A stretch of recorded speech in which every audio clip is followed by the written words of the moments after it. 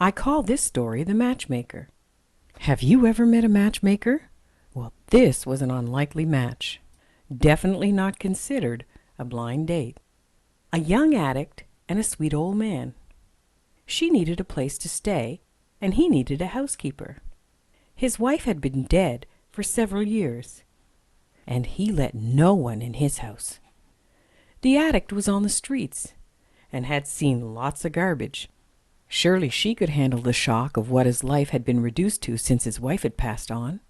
The taxi driver, that knew their dilemmas, made the match.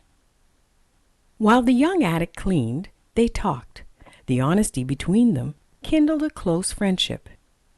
He had no family to speak of, and her family wasn't speaking to her unless she cleaned up. It's hard for a family to watch someone they love abusing drugs. There was nothing they hadn't discussed. In fact, they had one thing in common. He missed his wife, and she missed her son. They were great company for each other. Weeks passed. He taught her how to make chowder from scratch. He respected her and left her dignity intact. They struck a deal. She agreed to clean, and in so doing, she ate and lodged for services rendered. That meant her check was debt-free. Since she was still using, this seemed like the perfect setup. A bond of trust formulated. She wasn't out to take advantage of the old man. But when he opened a package in the freezer containing $20,000, it was like placing a kid in a candy shop. The temptation to do the drug of her choice was so overwhelming, she took the money and waited for a chance to leave. She headed directly to her dealer.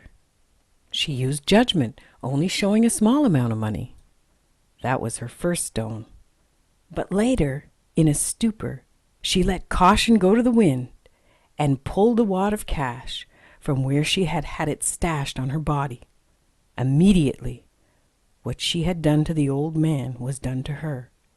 Then she was thrown out on the streets, stoned, broke, and alone. She had no one to call for help. The sweet old man had called the police. They rescued her. She went to jail for what she did. The old man appeared in court to testify on her behalf. "I'd take her back tomorrow," he said. "It was the drugs that made her do what she did. I should have never let her see that money." She was sent to prison. All the while she was there, he visited, and when he left, he always put canteen money in her fund until the next visit. This kindness was a deliberate decision with no conditions attached, and it genuinely touched the young addict. Her so-called friends never visited. No letters came from the ones who shared her drugs. She was so remorseful for her actions, she looked for a way to make it up to the old man. She remembered that he had a rooming house, and when she got out, she not only cleaned his house, but the rooming house also. Her debt was paid according to society. But she felt true repentance called for more, so she kept cleaning until it was paid in full. The sweet old man has joined his wife. The former addict brought them flowers. A sweet, lonely old man never gave up on a young, desperate addict.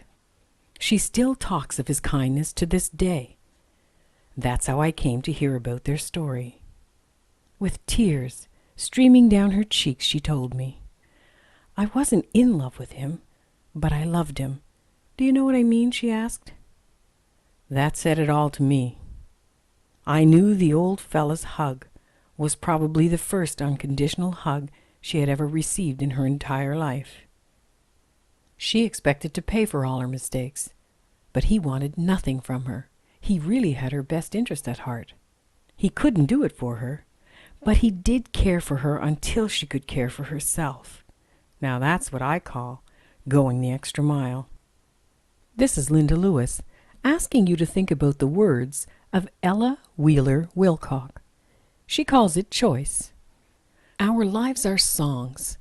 God writes the words, and we set them to music at pleasure.